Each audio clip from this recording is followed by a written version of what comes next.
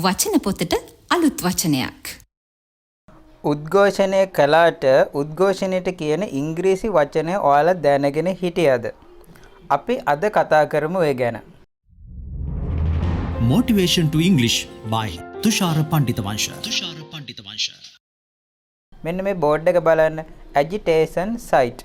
මීට අවුරුදු කිහිපයකට කලින් මේක නිවුස් වලටත් පෙන්වුවා. ඔයාලට සමහර විට මතකත් ඇති.